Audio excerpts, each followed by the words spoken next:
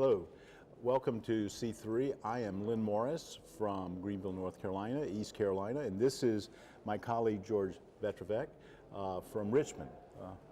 Yeah, thank you, Lynn. I'm at Virginia Commonwealth University in Richmond, and I think we're supposed to talk about shock and what we've seen at C3 about shock, for which there's been a lot of discussion, and Yes. I think it's very good. What caught your eye? Well, the first thing that struck me is I believe we still under-recognize shock.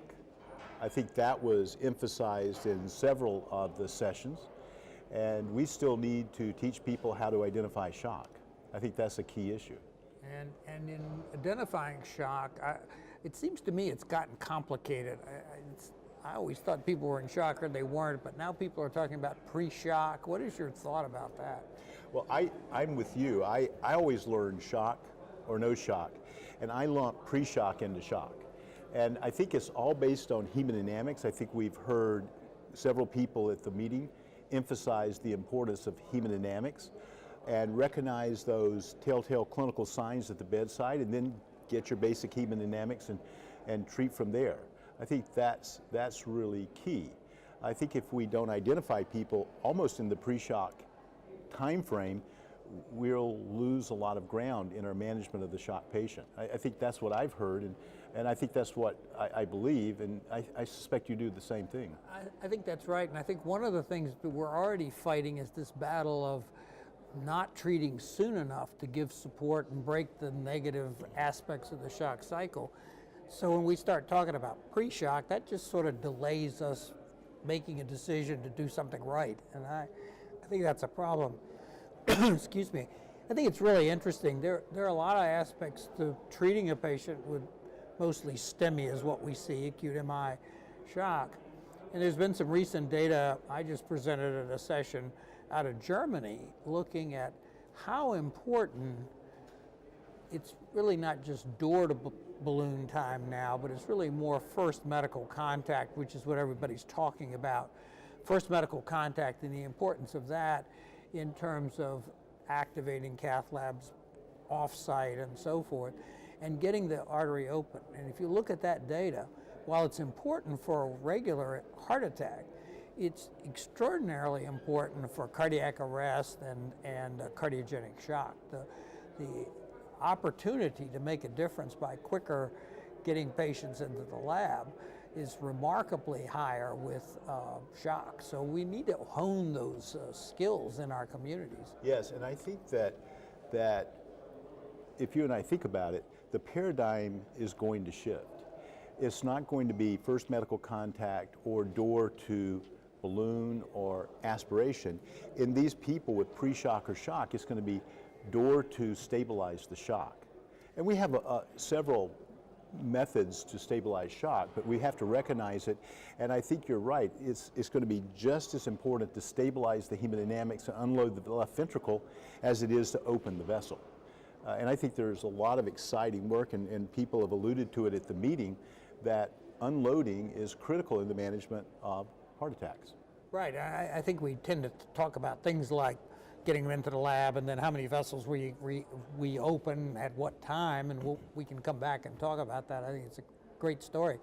But I think you're right. The first step is going to be to stabilize, and as you know, and maybe you'll comment, is that Bill O'Neill started this huge initiative now, which is now nationwide, looking at actually unloading with Impella support before actually revascularization, which is sort of catches all interventionalists because we've been so trained on the door to balloon, but it's probably going to be more door to device, as you say. Any thoughts about that? I think that's interesting because as Bill was starting in Detroit, he and I talked, and we started in Philadelphia when I was in Philadelphia. And we saw, although our numbers weren't big enough and we haven't combined the data, I think we saw a significant impact in that pre-shock shock patient if we put the device in first and then revascularized.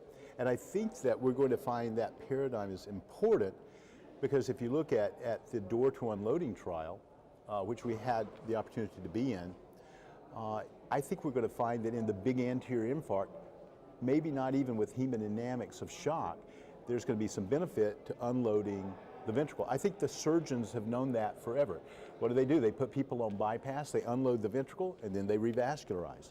I think we need to start thinking the same way. We've got to protect that ventricle, yes.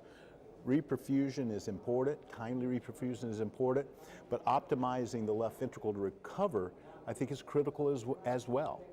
Right, and it's interesting you mentioned the surgeons, because I think the surgeons have taught us a lot, and we've been maybe slow to realize that they had some good ideas, and complete revascularization is one of those. And in cardiogenic shock, the guidelines, at least in the US, have been you revascularize the acute vessel, obviously, and if they're not doing well, you do additional vessels in shock. And now the guidelines have changed, so if you're not in shock, it's acceptable to do complete revascularization.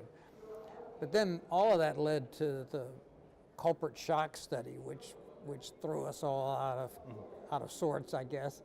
And I don't know if you have any comments about that. I'll maybe summarize it if you like. Well, before you summarize the trial, I think that it's a concept that we need to think about. And if you're in shock, pre-shock, or even if you have severe multivessel disease that you need to completely revascularize, left ventricular support is really, really helpful.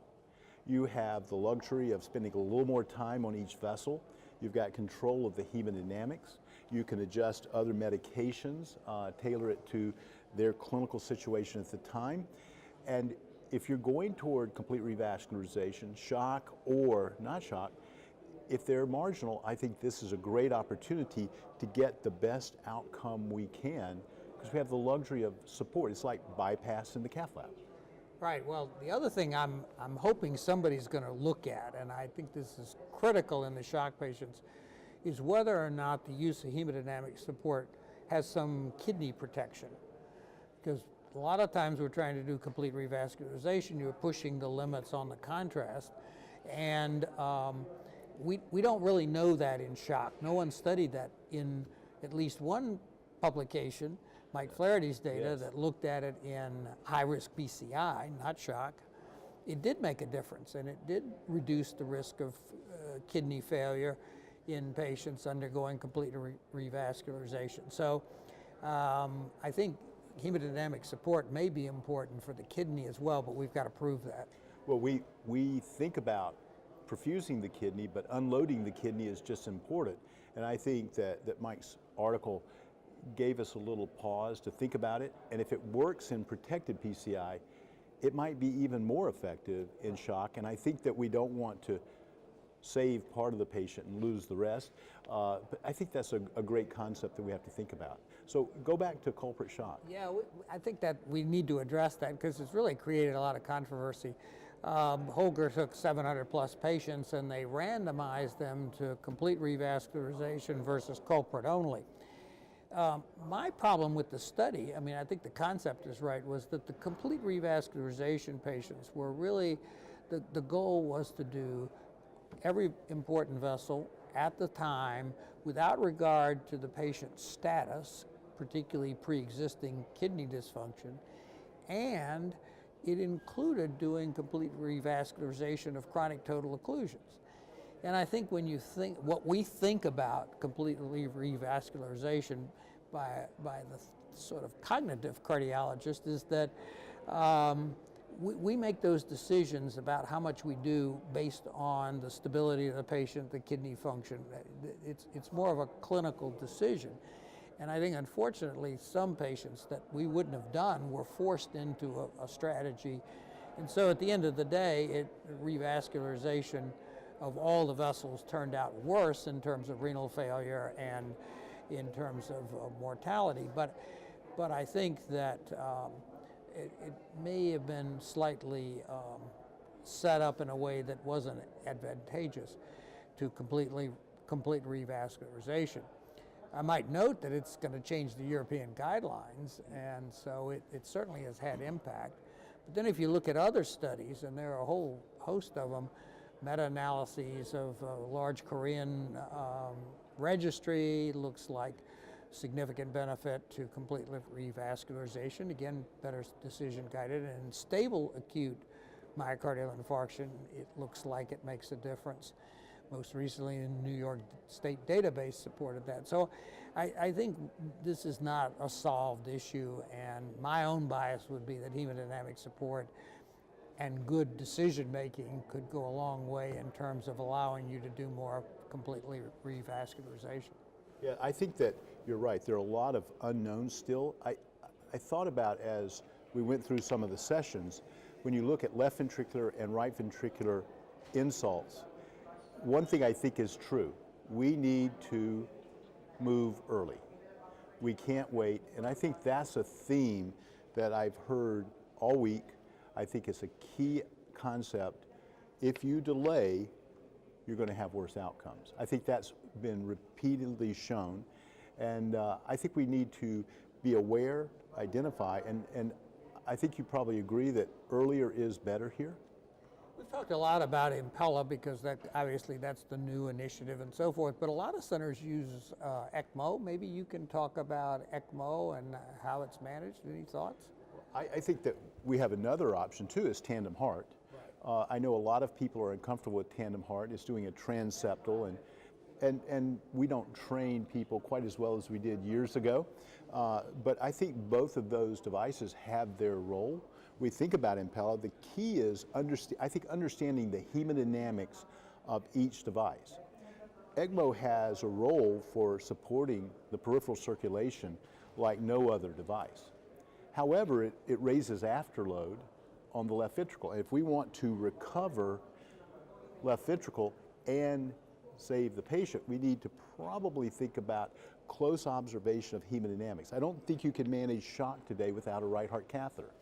And what you'll see in those hemodynamics is maybe the left ventricle is ballooning, maybe the aortic valve is not opening, and we need to think about venting earlier. Obviously, we've heard about ECPella at the meeting, and I think that's a concept because that can salvage the patient, the kidneys, the liver, as well as giving some unloading that ECMO by itself doesn't provide. Now, obviously, if you come in with a cardiac arrest, you have virtually no blood pressure, and you're not sure about neurologic recovery, ECMO is a great system. We just need to not forget recovery of the myocardium is important too. So I think tandem heart does a nice job. I think ECMO, if used appropriately, will do a nice job. Obviously, Impella is a little more comfortable for cardiologists, but if you're not oxygenating, ECMO is going to be the way to go. Or if you really need large output and the patient is arrested, that's gonna be important. I think eCPR is something that we'll probably find Impella will have a role, but I think in eCPR, the arrest patient, ECMO is going to be our go-to device still for a while. Right. I think that's right. You mentioned the right heart cath. Are you now believing that every patient when shocked should get a right heart cath? Am I now believing that? No, I still believe that. I learn from people like you, and I think we understand the value of appropriately using the right heart catheter. I think the right heart catheter got a bad name and a bad reputation for years, and probably it was because people didn't know how to use the data. And if you don't know how to use the data, don't put the device in. But I do not believe you can really adequately manage shock without a right heart catheterization. So if a person comes in with acute MI and in shock, we'll put the device in to stabilize them and follow it with the right heart catheter to guide us through the rest of the case and the management afterwards. I think an example of the usefulness is 40-something% of patients in the shock trial had right ventricular involvement. It's interesting, they excluded right ventricular shock or failure from the entry criteria. Still 40% had right ventricular failure. If you do not have a right heart catheter in place, it's virtually impossible to see that coming. And I think early response to that is critical. So I really believe we need to go back, start teaching hemodynamics again, teach it better. And I know our fellows will look at a pressure volume loop and they'll probably panic. But I think those are concepts that we need to teach and pick our best therapeutic regimen based on the hemodynamics. Right. I think what happened was the right heart cath, and you and I both have lived this, where we'd put it in the coronary unit, we'd leave it in for 2 weeks, and every time we thought about taking it out, we'd say, well, I don't know, let's wait one more day. And so we'd get into a lot of trouble for them, and they really weren't helping us. But in the acute setting, I guess the thing I would add is we talked a little bit about this kind of early shock. One thing that I think the SWAN does is it many times helps you realize how sick the patient is in terms of deciding. And they're often sicker than you think. That's right. So I think it's helpful. So maybe I should say judicious and prudent use of the right heart catheter. That's probably the best way to say it. That's good.